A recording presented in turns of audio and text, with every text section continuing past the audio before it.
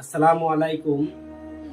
আমরা সকলেই জানি যে আমাদের মুসলিম উম্মার সবচেয়ে বড় গর্বের জিনিস মুসলিমের ইতিহাস, মুসলিমের গর্ব। সেটাকে শহীদ হওয়ার কারণে আমাদের অনেক মুসলিমের মনের ভিতরে ক্ষত বিক্ষত হয়ে আছে।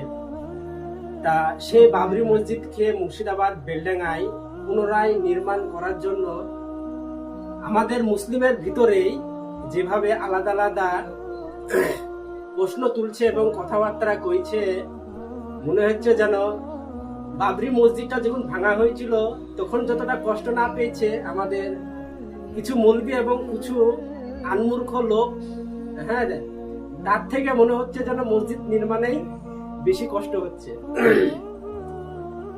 এবং আমি কিছুদিন আগে আরেকটি কথা শুনলাম, বলছে একজন মৌলবি, এটা পুরনো ইস্যু, এই ইস্যুটাকে নিয়ে কেন বেলডাঙ্গায় তৈরি করা হচ্ছে।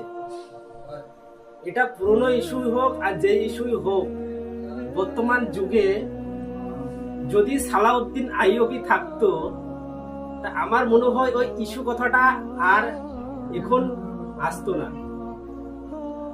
তা আরো বলেছে যে বাবরির জায়গায় যদি অন্য নাম দেওয়া হতো, কিংবা হুমায়ুনের বাপের নাম দিয়ে রাখা হতো, কিংবা ওনার নাম দিয়ে রাখা হতো, তা সেটা হলো আলাদা বিষয়।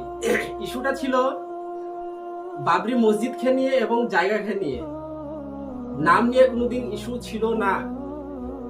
তা যাই হোক, আল্লাহর হুকুমে যে হুমায়ুন কবির এই এত বড় একটা উদ্দেশ্য নিতে পেরেছে, তাতে আমাদের মুর্শিদাবাদের অনেক লোকের খুশি, এবং খুশির জন্য তারা কাঁদতে কাঁদতে মাথায় করে ইট নিয়ে যাওয়া, আরো হয়তো অনেক কিছুই নিয়ে গেছে।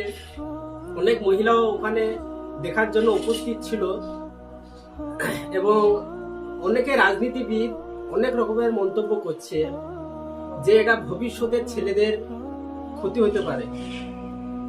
আজ তোমরা এই ক্ষতি হওয়ার ভয়ে তোমরা অনেক কিছু হারিয়ে দিয়েছো।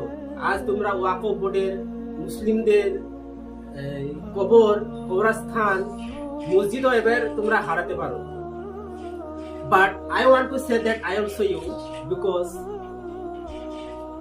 যাদের এই মসজিদটা নিয়ে যাদের প্রবলেম হচ্ছে, আমি তাদেরকে বলবো, তোমরা কতটা এবার ইতিহাস জানো আমি হয়তো অতটা জানি না, তবে এই মসজিদটা হওয়াতে আমি অনেক খুশি এবং আরো অনেকেই খুশি। তা